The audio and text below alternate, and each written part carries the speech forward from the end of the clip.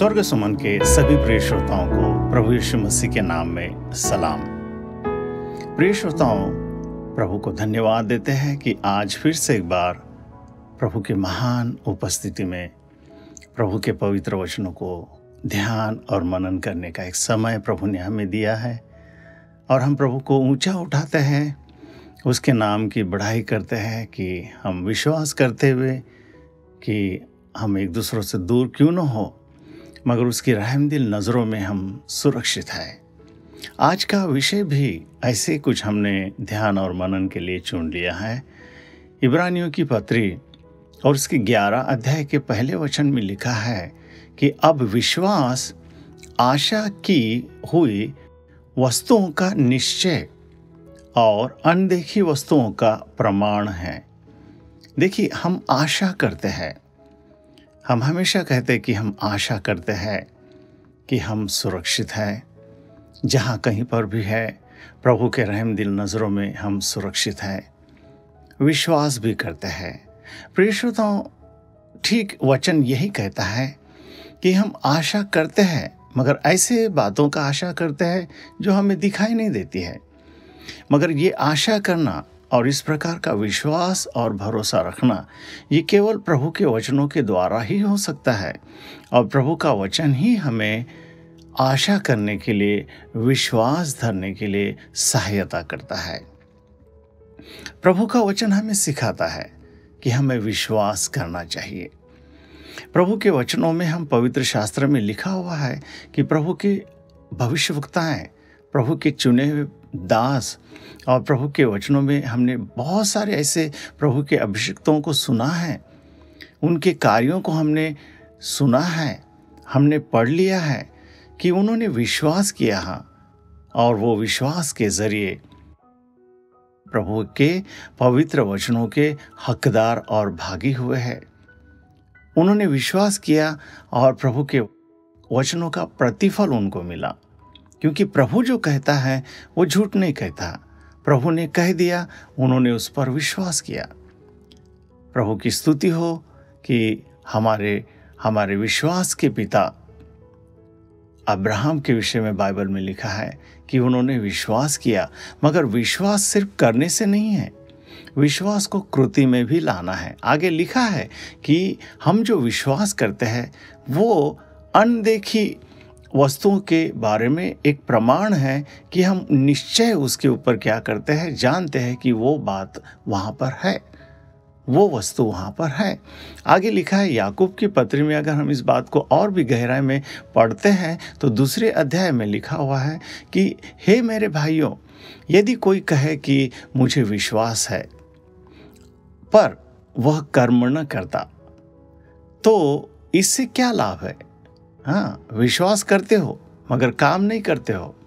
सिर्फ विश्वास कहने से नहीं चलेगा। वहाँ पे लिखा है, एक उदाहरण दिया है, बहुत सुंदर उदाहरण दिया है कि क्या ऐसा विश्वास कभी उसका उद्धार कर सकता है?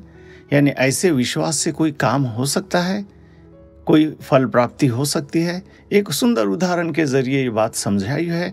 वहाँ पे लिखा है, यदि कोई भाई या बहन नंगे उघाड़े हो और उन्हें प्रतिदिन भोजन की घटी हो, और तुम में से कोई उनसे कहते हैं कि कुशल से जाओ, तुम गर्म रहो और तृप्त रहो, पर जो वस्तुएं देह के लिए आवश्यक है वह उन्हें न दे, तो क्या फायदा, क्या लाभ है?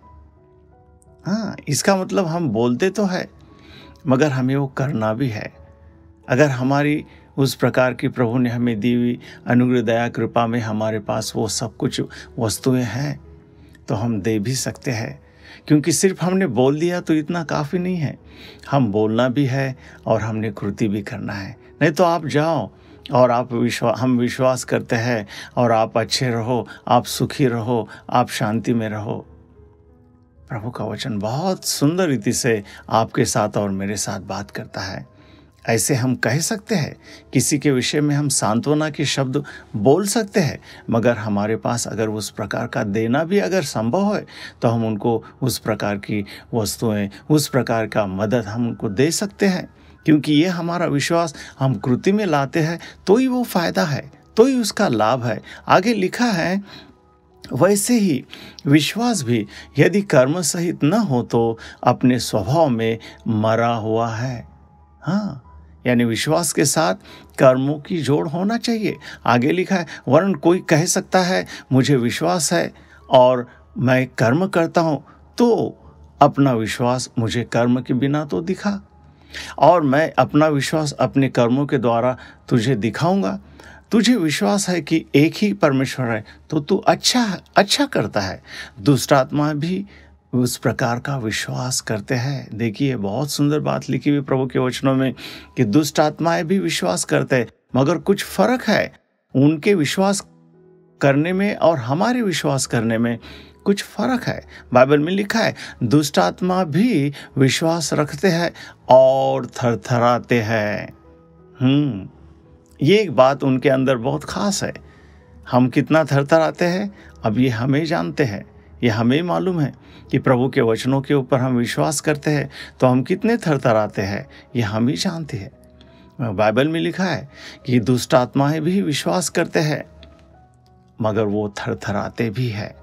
लिखा है, पर हे निकम्मे मनुष्य, क्या तू यह भी नहीं जानता कि कर्म बिना विश्वास व्यर्थ है। जब हमारे पिता अब्राहम ने अपने पुत्र इसहाक को वेदी पर चढ़ाया तो क्या वह कर्मों से धार्मिक न ठहरा था। आगे लिखा है, अतः तूने देख लिया कि विश्वास ने उसके कामों के साथ मिलकर प्रभाव डाला है और कर्मों से विश्वास सिद्ध हुआ है। प्रभु की स्तुति हो इन वचनों के लिए। आगे लिखा है, और पवित्र शास्त्र का यह वचन पूरा हुआ कि अब्राहम ने परमेश्वर का विश्वास किया और यह उसके लिए धर्म गिना गया। प्रभु के वचनों में आपको और मुझे विश्वास करने के विषय में प्रभु सिखाते हैं कि हमारा विश्वास सिर्फ बोलने से नहीं है। अगर प्रभु हमें कुछ वचनों से सिखाते हैं तो हमें उस पर अमल करना चाहिए। उन बातों को, उन आदतों को, उन बुराइयों को हमें छोड़ना चाहिए। सिर्फ मैं प्रभु के ऊपर, प्रभु के वचनों पर विश्वास करता हूँ, इतना काफ़ी नहीं मेरे प्रिय श्रोताओं। प्रभु के वचनों को हम जब ध्यान और मनन करते हैं, पढ़ते हैं, तो हमें अपने आप को उन वचनों पर अपने आप को परख कर देखना भी है, उसके अनुसार हमें चलना भी है। हमारे उन आदतों को, वो हमारे गलत स्वभावों को हमें छोड़ भी देना है, क्योंकि विश्वास कार्य के बिना अधूरा है, मरा हुआ है। विश्वास करते हैं तो हमें कार्य भी करना है। लिखा है आगे, और वह परमेश्वर का मित्र कहलाया गया। हाँ, हमारे पूर्वज अब्राहम के विषय में बाइबल में लिखा है कि अब्राहम परमेश्वर का मित्र कहलाया गया। जब हम परमेश्वर के वचनों को सुनते हैं, उस पर ध्यान और मनन करते हैं और परमेश्वर के वचनों से कुछ चेतावनी, कुछ वार्निंग्स, कुछ हमें उलाहना या कुछ हमें ताड़ना दी जाती है, तो प्रिय श्रोताओं, हमें उसे मानना है। उसके अनुसार हमारे मार्गों को हमें फेरना है, हमें अपने स्वभाव को बदल देना है। प्रभु का वचन जैसे कहता है वैसे अपने आप को हमने मोड़ लेना है और ये कृति में होना चाहिए। तब वो प्रभु का वचन मेरे और आपके जीवन में कार्य करने लगता है और हम प्रभु के मित्र बन जाते हैं। जैसे हमारे पूर्वज अब्राहम भी प्रभु के मित्र बने। प्रभु की स्तुति हो। इस प्रकार तुमने देख लिया कि मनुष्य केवल विश्वास से ही नहीं वरन कर्मों से भी धर्मी ठहरा है। आगे लिखा, अतः जैसे देह आत्मा बिना मरी हुई है, वैसा ही विश्वास भी कर्म बिना मरा हुआ है। प्रभु की स्तुति हो। विश्वास के साथ उसके जोड़ यानी उसका कर्म भी होना चाहिए, वैसे हमारे कार्य भी होना चाहिए। और एक वचन के साथ हम देखेंगे कि हमारा विश्वास कहाँ से आता है। बाइबल में लिखा है, रोमियो की पत्री उसके 10 अध्याय के 17 वचन में लिखा है, हमारा विश्वास पवित्र वचन को सुनने से आता है। और पवित्र वचन भी कौन सा होना चाहिए? मसीह का वचन होना चाहिए। पवित्र शास्त्र बाइबल में हमें प्रभु का वचन जो हम सुनते हैं उस पर हमारा विश्वास दृढ़ और मजबूत हो जाता है।